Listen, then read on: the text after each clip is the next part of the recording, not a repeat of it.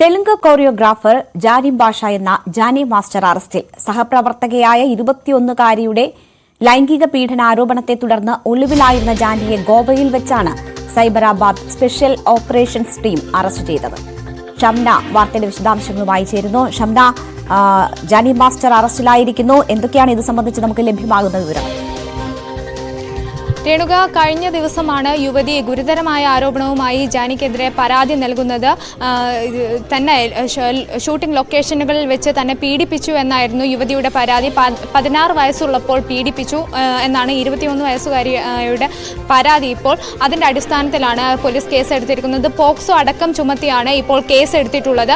എന്തായാലും ഇത് കുറച്ചുകൂടി രാഷ്ട്രീയ വിഷയം കൂടി ആയിരിക്കുകയാണ്. ഇപ്പോൾ ചെന്നൈ, മുംബൈ, ഹൈദരാബാദ് മുതലായ സ്ഥലങ്ങളിൽ വെച്ചാണ് പീഡിപ്പിച്ചത്. ഒപ്പം തന്നെ ഹൈദരാബാദിലെ യുവതിയുടെ വസതിയിൽ വെച്ചും പീഡനം നടന്നു എന്നുകൂടി പരാതിയിൽ പറയുന്നുണ്ട്. ഇതിന്റെ അടിസ്ഥാനത്തിൽ പോക്സോ അടക്കം ചുമത്തി വളരെ ഗൗരവതരമായാണ് പോലീസ് അന്വേഷണം തുടങ്ങിയിരിക്കുന്നത്. കാരണം ജാനിയെ അറിയാം, നമുക്ക് ബാഹുബലി അടക്കമുള്ള അത്രയും സൂപ്പർ ഹിറ്റ് ചിത്രങ്ങളുടെ കൊറിയോഗ്രാഫറാണ്. ഇന്ത്യ ഒന്നാകെ ഉറ്റുനോക്കുന്ന, അത്രയും ആരാധനയോടെ കാണുന്ന ഒരു കൊറിയോഗ്രാഫറാണ്.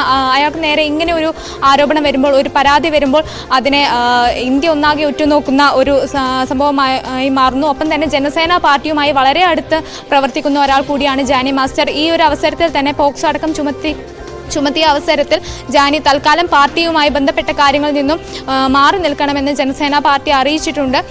വരും മണിക്കൂറുകളിൽ ഇത് കുറച്ചുകൂടി അതിൻ്റെ അടിസ്ഥാനത്തിൽ കുറച്ചുകൂടി രാഷ്ട്രീയപരമായ ഒരു വിഷയം കൂടി ആയി മാറുമെന്ന കാര്യത്തിൽ ഒരു സംശയവുമില്ല. എന്തായാലും 2017 ഈ യുവതി ജാനിയെ പരിചയപ്പെടുന്നത്.